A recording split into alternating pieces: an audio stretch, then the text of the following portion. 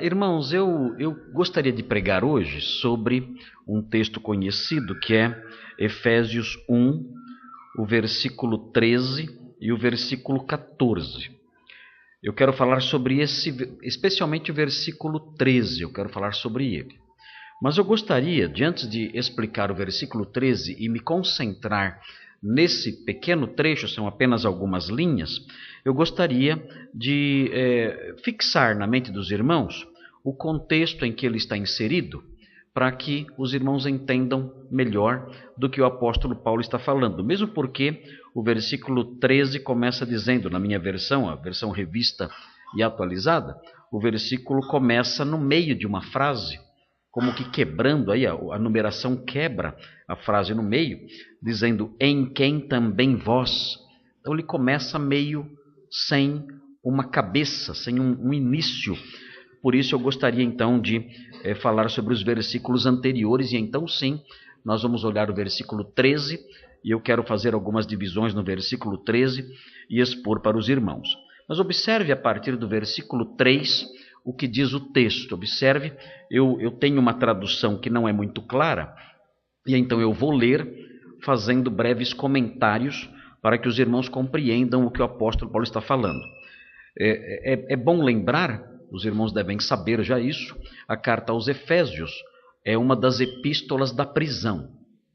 Isso significa que ela foi escrita quando o apóstolo Paulo estava preso em Roma, na sua primeira prisão lá, mais ou menos no ano 61, 62. Depois o apóstolo Paulo foi liberto, porque a sua prisão, na verdade, era domiciliar, era numa casa que ele havia alugado e ele ficava ali. Depois ele foi liberto, 2 anos depois, no final do ano 62 ou 63, foi liberto. Ele viajou novamente pela parte oriental do Império, sendo preso posteriormente em Troade. Foi preso e levado para Roma na segunda prisão, e ali nessa segunda prisão ele escreveu 2 Timóteo e foi executado, talvez no ano 64, 65 mais ou menos. Ele foi executado, ficou preso num cárcere chamado Cárcere Mamertino em Roma, e diz a tradição que ele foi decapitado próximo ali de Roma, na parte de fora da cidade. Mas essa carta, a carta aos Efésios, ela foi escrita durante a primeira prisão. E era uma prisão branda, não era uma prisão pesada, não era uma prisão difícil de enfrentar. Ele tinha certa liberdade ali para receber pessoas, inclusive, conversar com elas e também escrever aí as suas cartas. Há pessoas que dizem, há comentaristas que dizem, em face de alguns manuscritos antigos, que a carta aos Efésios, na verdade, era uma carta circular. Uma carta que servia para todas as igrejas. Ele deixou o versículo 1, a parte que diz os santos que vivem em Éfeso. Dizem que há manuscritos em que a expressão em Éfeso não aparece, está em branco. É como se o portador da carta, que fosse entregar a carta às igrejas, preenchesse na hora e entregasse ali para aquela igreja. Então é possível que a carta aos Efésios não tenha sido dirigida exclusivamente aos Efésios, mas às igrejas em geral, e então o portador da carta, ele apenas preenchia com o nome da cidade. Independentemente disso, nós temos aqui nessa carta grandes verdades relacionadas à eclesiologia, à doutrina da igreja. É uma carta muito rica nesse aspecto. Eu quero ler com os irmãos o versículo 3 em diante. São 10 versículos aí que eu quero ler com vocês, até o versículo 13. Eu vou ler rapidinho para fazer alguns comentários aqui sobre esse trecho. O texto começa assim, é um texto de louvor a Deus. Fala assim: bendito o Deus e Pai de nosso Senhor Jesus Cristo, que nos tem abençoado com toda sorte de bênção espiritual. O significado disso, ele está dizendo aqui que os crentes receberam bênçãos que estão relacionadas à vida dada pelo Espírito Santo. Então, essas bênçãos que ele alude aqui são bênçãos relacionadas à vida concedida pelo Espírito Santo de Deus, e o texto prossegue nas regiões celestiais. E o significado disso, quando ele diz com toda sorte de bênção espiritual nas regiões celestiais, isso significa que essas bênçãos que são próprias da vida dada pelo Espírito Santo, essas bênçãos nos conectam às regiões celestiais. Nós já nos tornamos participantes das regiões celestes, do reino de Deus. É isso que o versículo ensina aqui. O Senhor nos deu bênçãos próprias da vida do Espírito Santo, da vida no Espírito Santo, da vida procedente do Espírito Santo.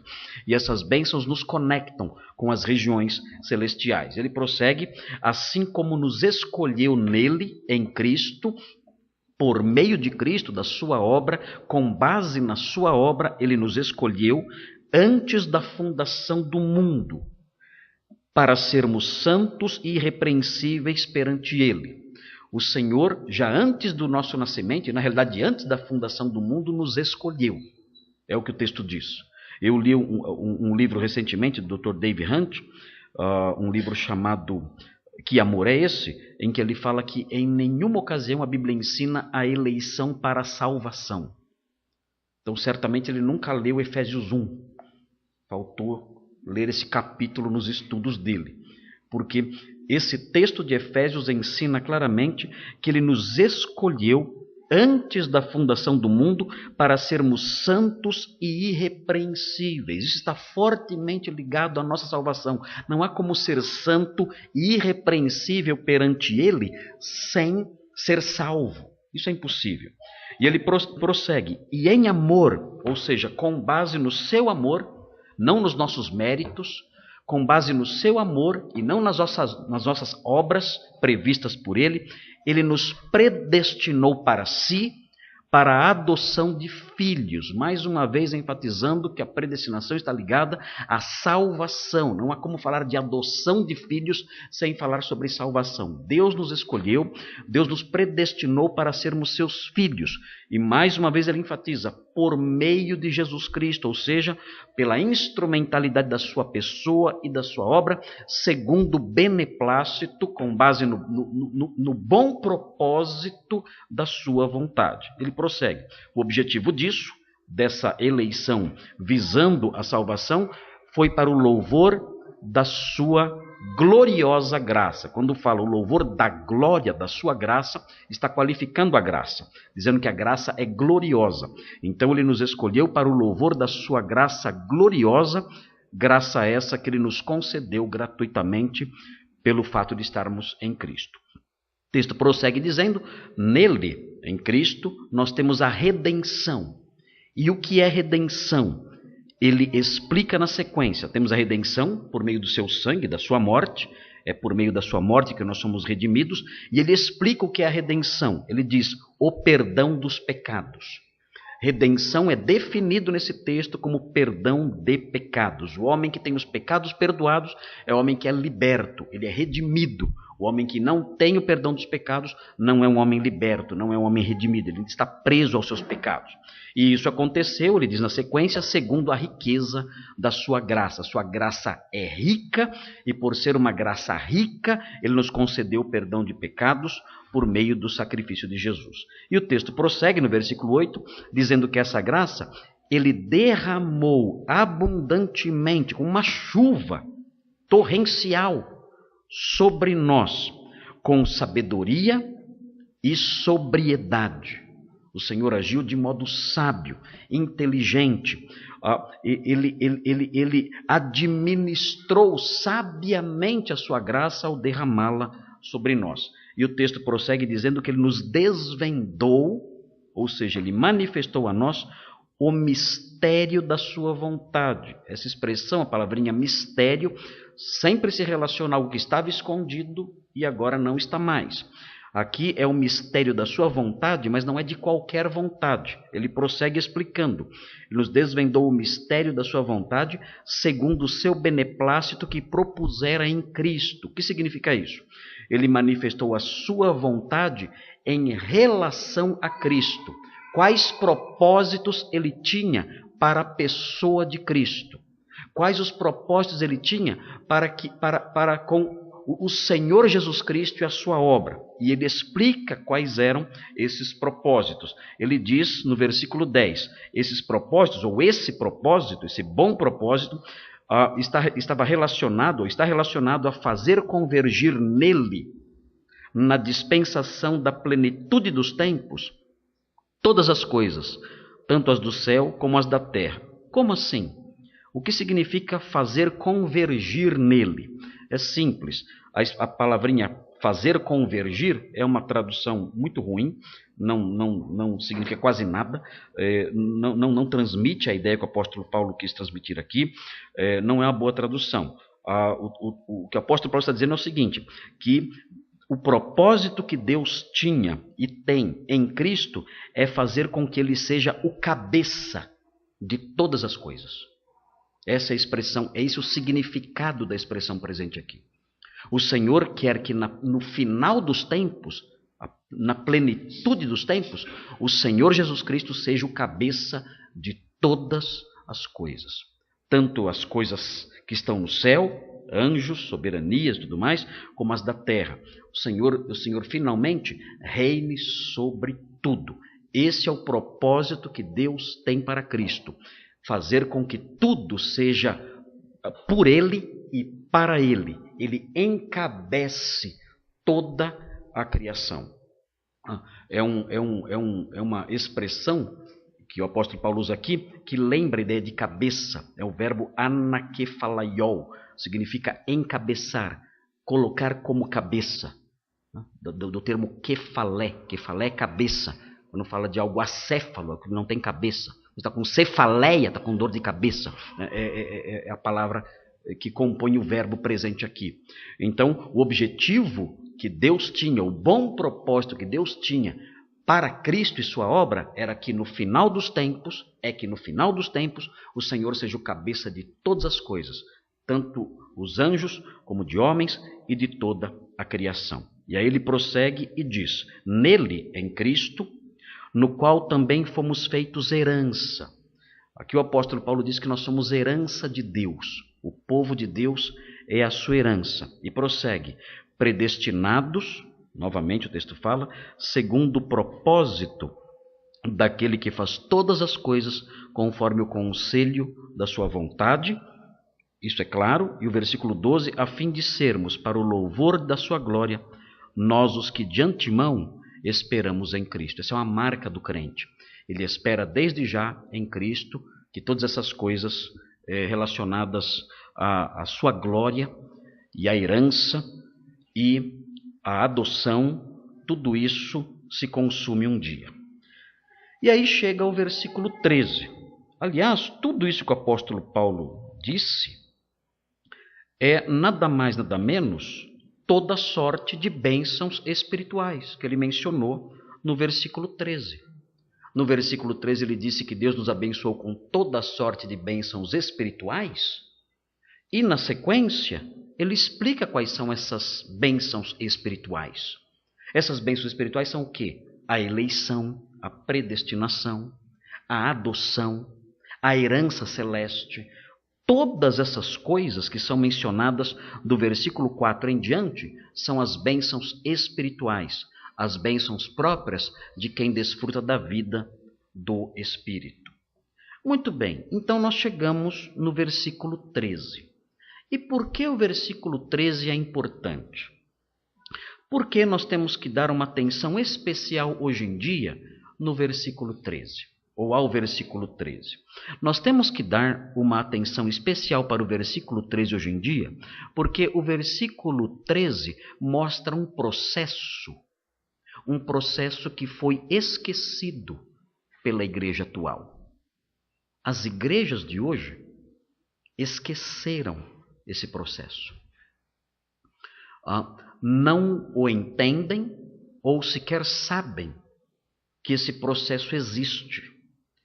E é um processo importante porque é um processo referente à salvação do indivíduo, à salvação do pecador. Nós não podemos negligenciar esse processo. E o versículo 13 mostra esse processo e aponta nesse processo três fases. Três fases que compõem esse processo. E para que alguém seja salvo, que é a questão mais importante da vida, para que alguém seja salvo, nenhuma fase desse processo pode faltar. Se você é salvo, você passou por esse processo de três fases. É um processo trifásico. Se você é salvo, você passou por ele e vai lembrar. Vai dizer, realmente isso aconteceu comigo. Realmente esse processo, eu experimentei esse processo. Se você não se lembrar disso, se você disser, eu nunca passei por nada disso, então você não é salvo. Simples assim. Não importam outras coisas. Não importam experiências religiosas. Não importam inclinações religiosas. Não importam sentimentos pessoais, emoções e coisas do tipo. Nada disso. O que importa é se você passou por esse processo. O que importa é se esse processo é história na sua vida. Se ele saiu do texto e se tornou real na sua história, na história da sua vida.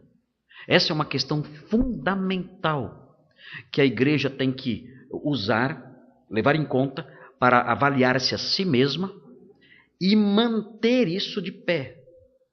É preciso que a igreja mantenha esse processo muito claro diante dos olhos das pessoas. É preciso que ela conheça esse processo e o propague.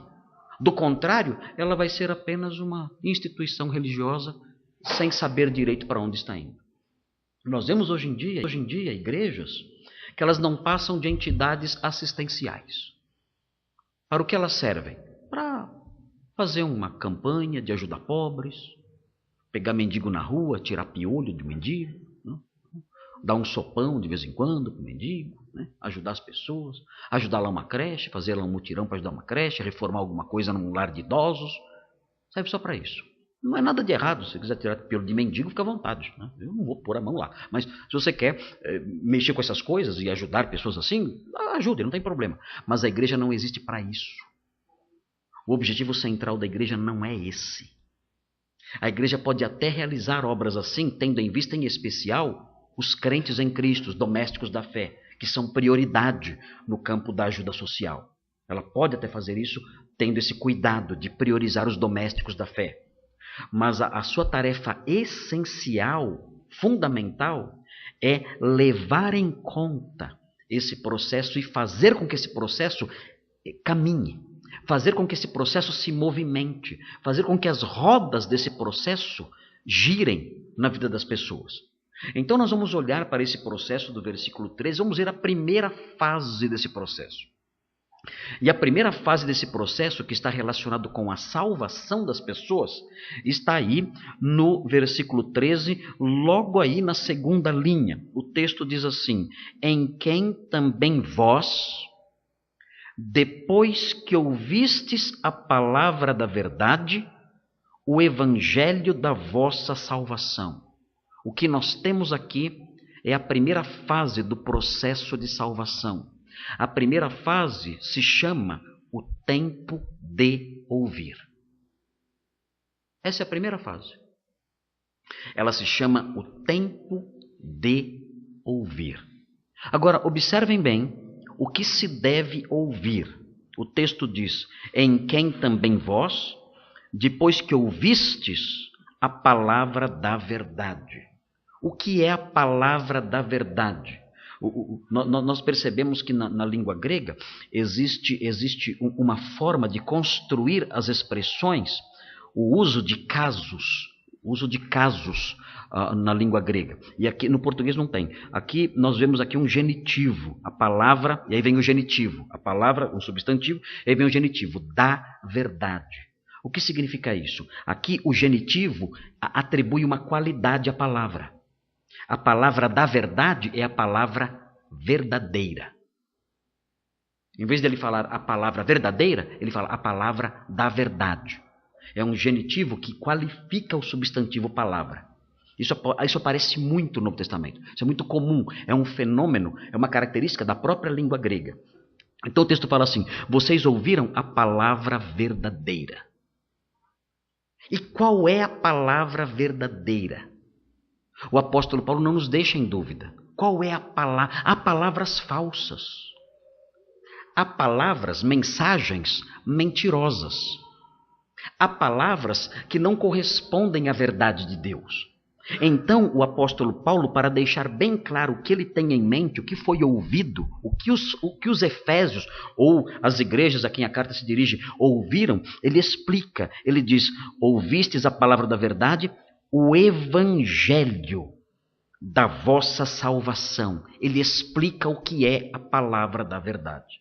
Vem uma cláusulazinha depois, explicando o que é a palavra da verdade. Nós chamamos essa cláusulazinha de uma cláusula epesegética. Cada nome, né? Genitivo, epesegético, uma baderna total. Significa só o seguinte: significa apenas que essa cláusula, o evangelho da vossa salvação, explica o que é a palavra da verdade. O que é a palavra da verdade? O evangelho. Mas notem bem, aqui, quando ele fala evangelho, ele mais uma vez usa um genitivo para qualificar esse evangelho. Qual é o evangelho? O evangelho da vossa salvação. Ou seja, o evangelho que salva. Ele diz o seguinte: vocês ouviram a palavra verdadeira. Ou seja, o evangelho que salva. E por que isso é importante? Porque é importante ele ter qualificado o evangelho, dizendo o evangelho que salva. Por quê? Porque ele sabia que existiam evangelhos que não salvam. Há evangelhos, entre aspas, que não salvam. No Brasil, muitas igrejas no Brasil pregam um evangelho que não salva. O mais conhecido deles, há vários evangelhos que não salvam. Qualquer evangelho que negligencia a suficiência e a unicidade de Cristo como Salvador é evangelho falso, não é a palavra verdadeira, não é o evangelho que salva. Qualquer um. Mas no Brasil nós temos um evangelho que se destaca por aí. É o evangelho da prosperidade, que diz que o homem é salvo da pobreza, da miséria, da conta corrente negativa, do desemprego, do aluguel. E todo mundo quer ser salvo do aluguel. Todo mundo quer ser salvo da conta no vermelho. Não é? Todo mundo quer ser salvo da doença. Ninguém quer ficar doente. Qualquer pessoa inteligente vai dizer: eu quero ser rico e saudável. Eu quero ter dinheiro e ter saúde. Todo mundo quer isso. Não é errado você querer ter saúde e ter uma boa posição financeira. Não é errado. Temos que lutar até por isso. Buscar até certo ponto isso. Um bem-estar financeiro, um equilíbrio, uma vida financeira equilibrada. E saúde também, desfrutar de saúde, nós e nossa família. Não é errado buscar essas coisas. Não podemos ser escravos dessas coisas. Mas devemos buscar isso, não tem problema. Mas o evangelho falso no Brasil, ele diz o seguinte: olha, Cristo veio aqui para livrar você disso. Da pobreza, dos problemas financeiros e das doenças. E isso é mentira. Isso é evangelho falso.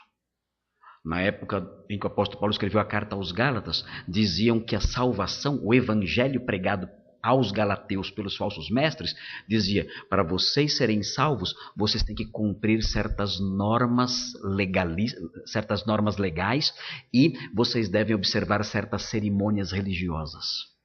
Sem essas cerimônias, vocês não poderão ser salvos. E o apóstolo Paulo disse assim: olha, isso aí é um outro evangelho.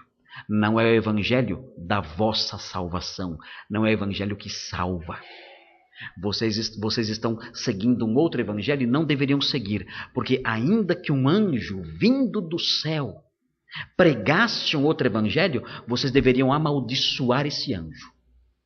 Deveriam dizer anátema, esse anjo é maldito. Ainda que nós, diz o apóstolo Paulo, eu mesmo, diz o apóstolo Paulo, ainda que nós os apóstolos, pregássemos um outro evangelho, e ainda que viessem anjos do céu e pregassem outro evangelho, o dever de vocês seria nos amaldiçoar e amaldiçoar esses anjos.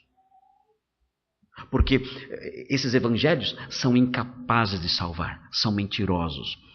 Existe um evangelho só, verdadeiro, que é a palavra da verdade, é a palavra verdadeira, é o evangelho da salvação, é o evangelho salvador. E vocês ouviram esse evangelho, o evangelho salvador. E qual é o evangelho salvador? É simples. O Novo Testamento expõe o evangelho salvador. O evangelho salvador tem algumas marcas. O evangelho salvador, a palavra evangelho significa boa nova. Euangelion, eu significa algo bom. Angelia, mensagem, a mensagem boa. O Euangelion, a mensagem boa, a mensagem boa. E a mensagem boa, ela começa com uma má notícia, com a mensagem má. O que diz o evangelho no começo? O evangelho no começo diz o seguinte, olha, todos pecaram. Todos. Não há um justo, nenhum sequer. Todos pecaram e por causa disso estão separados da glória de Deus. O evangelho começa dizendo isso. É uma notícia ruim. E prossegue dizendo, e o salário do pecado, o pagamento pelo pecado, é a morte. Ou seja, o evangelho começa dizendo algo ruim e piora a situação. Além de todos pecarem, saibam disso. Todos merecem a morte por terem pecado. Mas aí começa a boa nova propriamente dita. O evangelho diz o seguinte, olha, mas um dia Deus enviou seu Filho ao mundo. Ele enviou seu Filho ao mundo para sofrer as consequências do nosso pecado, para ser punido em nosso lugar, para morrer a nossa morte. Nós deveríamos morrer. Nós pecamos. Nós deveríamos morrer por causa do nosso pecado. Mas ele morreu em nosso lugar. Ele sofreu em seu corpo, na sua carne, a punição pelas nossas faltas. A punição pelos nossos pecados. Nós cantamos o hino que diz, vocês devem conhecer, que fala assim, foi na cruz, onde um dia eu vi o meu pecado. O meu pecado castigado em quem? O meu pecado castigado em Jesus. O Evangelho diz isso. Eu deveria ser castigado. Eu deveria morrer. Eu pequei. Eu deveria receber o salário pelas minhas obras más, pelo meu trabalho de pecado. O salário era meu, mas ele recebeu o salário. Ele morreu em meu lugar. Ele foi punido pelas minhas faltas. Ele é o meu substituto. O Evangelho mostra isso. Ele veio aqui, o Filho de Deus, viveu aqui santamente, sem pecado, e padeceu nos substituindo na morte. E agora, diz o Evangelho diz o seguinte, agora é necessário que nós creiamos nele, porque se nós crermos nele, os benefícios da sua morte substitutiva serão aplicados a nós. Como eu posso me beneficiar desse pagamento que ele fez? Como eu posso me beneficiar da sua substituição? E o Evangelho diz, é pela fé. Você crê no Senhor e crendo nele, você é salvo. Foi o que Martinho Lutero aprendeu, foi o que Martinho Lutero descobriu lendo Romanos 1,17, o justo viverá pela fé. Crendo nele, nós podemos receber o benefício dessa sua obra. O texto, então, mostra essa primeira fase. É necessário primeiro, antes de tudo, ouvir. Romanos 10, 17. Veja aí na sua Bíblia, Romanos 10, 17. Veja o que diz esse texto. É claro esse texto, todos conhecem. Não há como pular isso, não há como pular essa fase. Não tem jeito de pular essa fase. Essa fase é crucial. Se essa fase não existir, do ouvir a palavra, o tempo de ouvir, se essa fase não acontecer, a salvação não acontecerá. Então, o texto diz aqui em Romanos 10, 17. E assim a fé salvífica, a fé que salva, vem pela pregação. É assim que vem a fé salvífica. Vem pela pregação. E a pregação baseada na palavra de Cristo. Não há outra forma da salvação acontecer. É necessário passar por essa fase. Nós nos enganamos muitas vezes. As igrejas se enganam muitas vezes. Ministérios inteiros se enganam muitas vezes. Achando que existem outras formas, outros processos através dos quais a salvação pode se operar. Pessoas que pensam, a igreja pensam assim: nós temos que promover na igreja um espetáculo. Quem sabe um show de música gaúcha. E aí todos virão. E aí então vão ver como a igreja é legal. E nós podemos depois ter algumas festas e pessoas dançando aqui na frente. E aí todos verão como a igreja é legal. E aí então se tornarão cristãos. Mentira. Ninguém crerá, ninguém nascerá de novo sem ouvir. Se a pregação parar, ninguém será salvo. Se esta igreja parar de pregar, ninguém será salvo. Se você abordar os seus amigos incrédulos e parentes incrédulos com outras palavras, com ideias estranhas, com propaganda da sua igreja apenas, com coisas desse tipo, atrativos secundários, ninguém será salvo. É preciso que você faça a pessoa ouvir o evangelho salvador, ouvir a palavra verdadeira. Se ela não ouvir, e isso tem que partir de você, se você não falar e ela não ouvir, ela não poderá ser salva. É impossível isso acontecer. É impossível. Eu vejo coisas estranhas, pessoas propondo coisas estranhas, querendo salvar o mundo através de milagres. Se Deus fizesse o mar vermelho se abrir de novo, então todos creriam. Milagres nunca produziram fé em ninguém. O povo de Israel cansou de ver milagres. E a geração toda dos israelitas que saíram do Egito morreram no deserto por causa da incredulidade. Os milagres serviram para autenticar a pregação apostólica, mas eles nunca tiveram o poder de produzir a fé nas pessoas. Certa vez, Jesus contou a parábola do rico e Lázaro. E mostra o rico no inferno dizendo: Senhor, manda Lázaro, faça com que Lázaro ressuscite dentre os mortos e apareça para os meus irmãos. E então os meus irmãos verão esse grande milagre. E eles não virão para esse lugar de tormento. Então, Abraão respondeu para o rico: eles têm Moisés e os profetas. O que ele está dizendo? Ele está dizendo que eles tinham as escrituras, eles tinham a mensagem. Eles poderiam ouvir a mensagem. E então o rico responde: não, Senhor. Eles não vão ouvir isso, mas eles ouvirão se eles virem um morto ressuscitar. Então Abraão responde: se eles não ouvirem Moisés e os profetas, eles não crerão, mesmo que alguém ressuscite dentre os mortos. Por quê?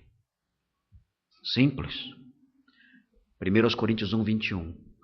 A Deus aprouve salvar os que creem Pela loucura da pregação. É pela pregação que Deus salva. Tem que passar por essa fase. Ouvir. A igreja, o crente, o pastor que não prega a palavra, não verá vidas sendo salvas. Essa é a primeira fase. Primeira fase, o tempo de ouvir. Mas veja na sequência, o versículo 13 prossegue. O versículo 13 diz: em quem também vós, depois que ouvistes a palavra da verdade, o evangelho da vossa salvação. E aí vem a segunda fase. Qual é a segunda fase? Tendo nele também crido. Aí está a segunda fase. Qual é a segunda fase? O momento de crer. Então, primeira fase, o tempo de ouvir. Esse tempo de ouvir pode demorar. Isso pode ouvir por muito tempo, muitos anos até. Santo Agostinho ouviu por anos e anos e anos e anos e anos. Muitos anos ouvindo. Ouvia desde pequeno. E só creu quando tinha cerca de 33 anos de idade. Então pode acontecer isso, da pessoa ouvir por muito tempo. E essa primeira fase demorar bastante. Ela tem que existir, mas é necessário que, para que a salvação ocorra, é necessário que advenha, enfim, a segunda fase. E a segunda fase está escrita aí no versículo 13.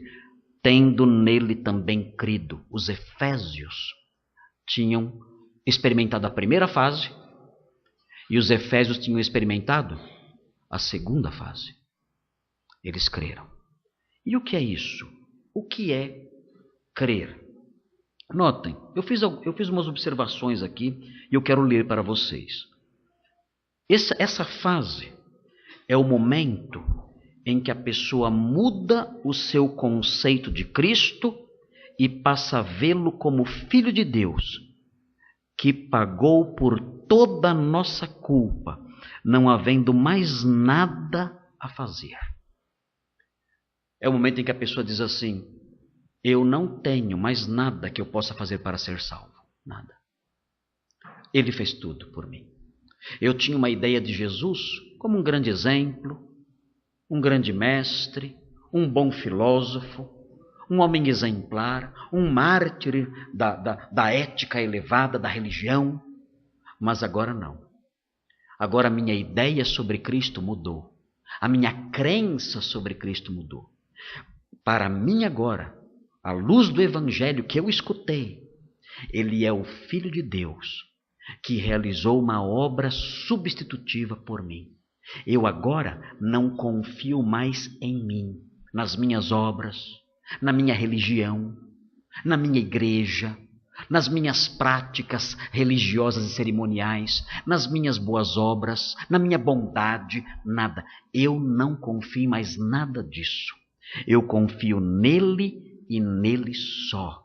Só ele é o meu Redentor. Eu não acredito na ajuda de outras entidades. Não acredito em nenhum processo de reencarnação ou coisa assim, até que culmine na minha salvação futura. Não. Eu creio apenas e exclusivamente nele e nele só. Não há esperança no meu coração em nada além dele. Eu prossigo aqui. É o momento em que a pessoa passa a confiar só nele para ser salvo. A fé envolve não só a crença, mas confiança. E algo mais. É o momento quando a pessoa crê. Geralmente, muitas vezes, isso é interessante, isso é acompanhado pela invocação de socorro. É uma fé que muitas vezes a sua primeira expressão dessa fé, muitas vezes é uma invocação. Vejam o que diz Romanos 10, 13. Vejam o que diz. Romanos 10, 13.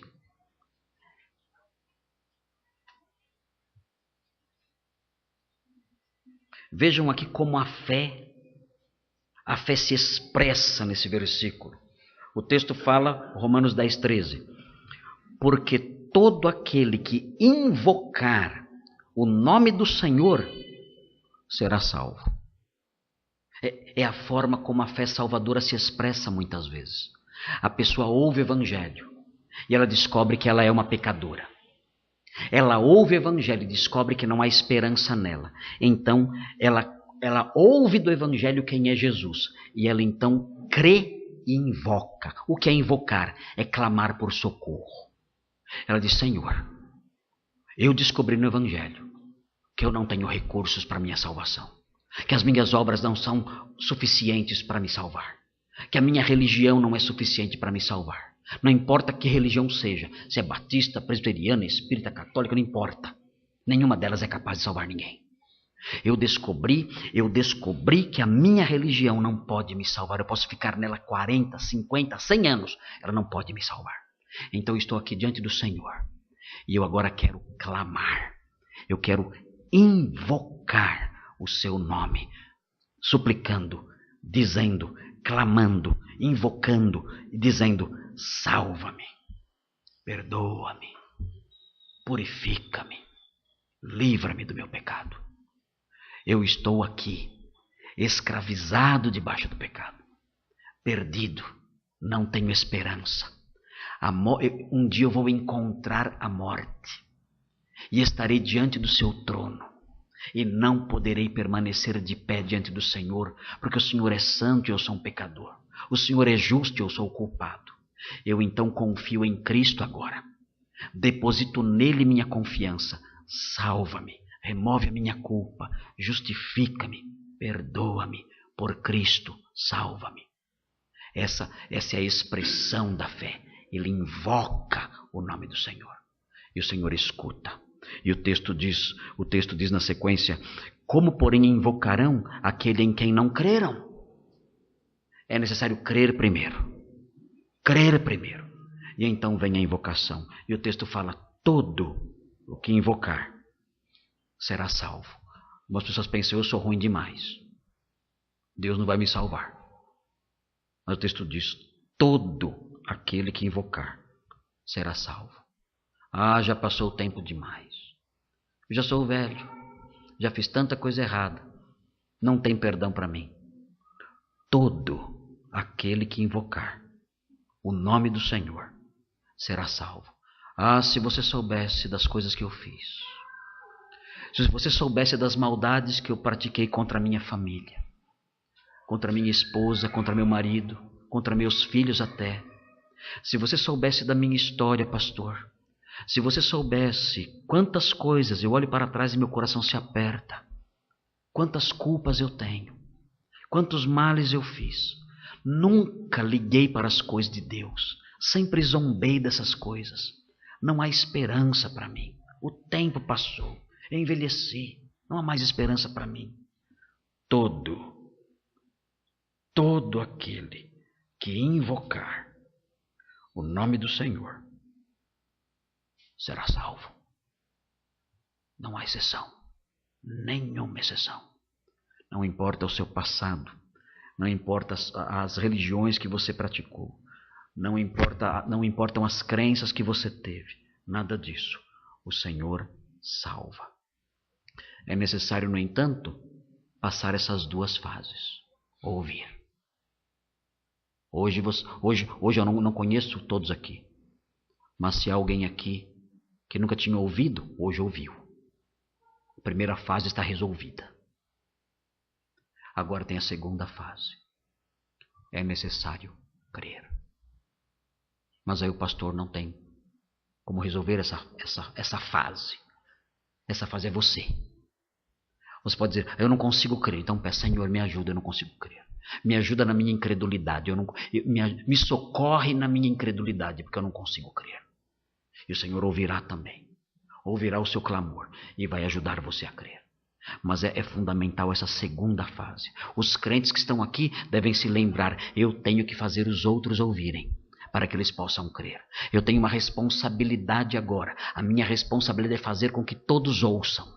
A minha responsabilidade é me aproximar dos meus parentes, dos meus amigos, das pessoas que eu conheço e fazer com que todos ouçam, porque se não ouvirem, não crerão. E se não crerão, não serão salvos. Eu tenho que suprir essa primeira fase e esperar em Deus que a segunda fase aconteça também. E o texto fala delas duas. O texto fala da primeira fase. Nós já olhamos, os efésios superaram a primeira fase. Os efésios ouviram o evangelho da salvação, ouviram a palavra da verdade. Os efésios também creram. O texto fala, tendo nele também crido, diz o texto. E aí vem a terceira fase. Essa terceira fase é uma fase que nós não enxergamos. É algo que acontece, mas nem sempre nós sentimos. É algo que Deus realiza em nós. O texto diz, ouvistes a palavra da verdade, o evangelho da vossa salvação, primeira fase. Tendo nele também crido, segunda fase. E aí vem a terceira fase. Fostes selados com o Santo Espírito da promessa. Qual é a terceira fase? É a fase do recebimento do selo. Como assim? Quando eu ouço e creio, eu recebo um selo? Sim, recebe um selo. Mas como assim? Eu não quero receber um selo, eu não gosto de tatuagem. O texto diz que quando você ouve e crê, você recebe um selo. Mas que selo é esse? O texto explica qual é o selo. O texto diz que você é selado com o Espírito Santo. Mais uma vez um genitivo qualifica aqui, né? Com o Espírito Santo prometido. Você é selado com o Espírito Santo prometido. E o que significa esse selo? Por que o apóstolo Paulo usa essa figura de linguagem comparando o Espírito Santo a um selo? Muito simples. Nós temos que lembrar, temos que aprender o contexto, os costumes daquela época.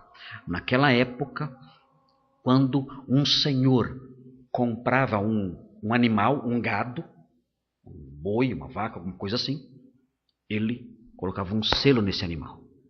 Era um selo de propriedade. Você não fala, nossa, então eu sou o boi de Jesus? Não, calma. Não. Então, mas era um selo, o que eu quero dizer é que era um selo de propriedade. Quando aquele animal estava misturado com outros, ele escapava e se misturava com outros, o Senhor olhava aqueles animais todos e dizia, aquele ali é meu. Como é que você sabe? Ele tem o meu selo. Aquele é meu, tira do meio dos outros que esse aqui é meu. Ah, mas o que ele está fazendo aqui? Não sei, escapou, não devia estar aqui. Não devia estar aqui, porque é meu. Então pega de volta e leva. Esse boi, essa vaca, não devia ter escapado. É meu esse aqui, está o meu selo aqui. Era um selo de propriedade. Os escravos eram selados também. Ele comprava um escravo e colocava o seu selo. Era um selo, uma marca de propriedade. Aquele escravo, por onde andasse, as pessoas veriam aquele homem e diriam, aquele homem é propriedade daquele senhor. Como é que nós sabemos? Ele tem o selo daquele senhor. É uma propriedade dele. É por isso que o versículo 14 fala, o qual é o penhor da nossa herança até o resgate da sua propriedade. Essa propriedade somos nós. E o selo é isso, é um sentido figurado, que aponta para o Espírito Santo que vem habitar no crente. Quando a pessoa ouve, e ouvindo o evangelho da salvação, a palavra verdadeira, ela ouve e ela crê, a terceira fase acontece imediatamente. O Espírito Santo vem sobre ela e passa a habitar nela. E é como que uma marca de propriedade. Deus diz, você é meu. E mais, você é meu. E porque você tem essa marca, este selo, um dia eu virei buscar você. Essa garantia, esse penhor vai ficar em você, diz o versículo 14, até ao resgate da propriedade de Deus que é você. Você pode ter certeza, essa marca não sai, não há como tirá-la, ela é uma marca indelével, permanente, o texto diz que ela permanece até ao resgate da sua propriedade. Nunca você perderá essa marca. Essa marca fica em você até o dia que o Senhor vier buscar. Onde Ele virá e procurará os que são seus. E quem são os seus? São aqueles bem religiosos. São aqueles que dão dízimo. São aqueles que cantam no coro. São aqueles que fazem boas obras. Não. São aqueles que têm o selo. E quem tem o selo? Quem creu. E quem creu? Quem ouviu. E o Senhor virá então, e no meio daquela multidão imensa, Ele detectará aqueles que são seus, aqueles que têm o selo da sua propriedade, e os levará para si. Ninguém passará pela terceira fase, tendo o selo da propriedade de Deus, sem passar pela segunda fase, que é a fé. E ninguém passará pela segunda fase, que é a fé, sem ouvir o Evangelho da nossa salvação. O que isso faz conosco? Em primeiro, isso coloca sobre esta igreja, sobre cada crente aqui, uma responsabilidade imensa. Porque o Senhor não vai mandar anjos para fazer as pessoas ouvirem. Não.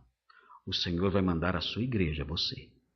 É você que tem que fazer o outro ouvir. Se ele não quiser ouvir, não é problema seu. Você não tem que mudar a mensagem, não tem que forçar ninguém a escutar. Tem apenas que falar. Não quero ouvir? Ok, falo para outro. Não quero ouvir? Falo para outro. Mas o meu papel é fazer a pessoa ouvir. Se você está aqui e você nunca tinha ouvido, hoje você ouviu. A primeira fase já passou. Agora, que resposta você dará? Você vai entrar na segunda fase? Quer entrar na segunda fase? Se você quer entrar na segunda fase, diga ao Senhor: Senhor, eu entendi seu evangelho, escutei seu evangelho hoje. Socorro.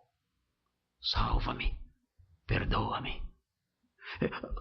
Concede-me os benefícios da morte de Jesus. Não confio em mais ninguém. Não confio em mais nada em ninguém. Nem em mim, em nada. Na religião, em nada. Eu confio só no Senhor. O Senhor é o meu Salvador. Salva-me. Se você fizer isso, você passa pela segunda fase. E aí então o Senhor vê do céu. E Ele opera a terceira fase. E envia o seu Espírito para habitar em você. Encher seu coração de paz. Fazer sua vida frutificar. Encher a sua mente de alegria e de realização espiritual. E garantir no seu coração uma herança no céu. Nós podemos descansar. Nós que somos selados por Deus, pelo seu Santo Espírito, podemos descansar. Porque o Senhor estará conosco, garantindo a nossa herança, até o dia em que Ele virá nos resgatar. Você já passou pelas três fases? Todos aqui já passaram pelas três fases? Você pode sair daqui hoje à noite e ir para casa dizendo: eu passei pelas três fases, eu posso descansar. Vem, Senhor, pode vir me buscar, eu aguardo esse dia. Vem me buscar. Estou pronto para me encontrar com o Senhor. Estou pronto, sou seu. Pertenço ao Senhor. Eu ouvi, eu criei, eu fui selado. Eu sou seu. Posso descansar. Você pode dizer isso hoje? Vamos orar.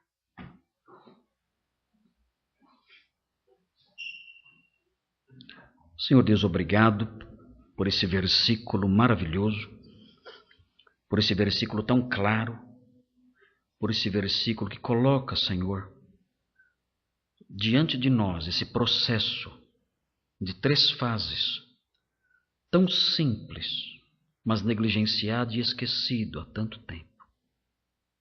Ó Deus, as igrejas, os crentes, têm se ocupado de tolices, de marchas, procissões, espetáculos, shows, comédias, danças, e não tem se preocupado em fazer com que as pessoas ouçam o Evangelho Salvador. E tem se ocupado com tolices e coisas vazias, enquanto as pessoas caminham para a perdição. Ajuda a sua igreja, para que ela mantenha sempre os olhos fixados naquilo que é essencial, que é o anúncio da sua palavra. Ó Deus, concede também a todos que estão aqui, a todos que ouvirão essa mensagem de alguma forma, numa outra ocasião.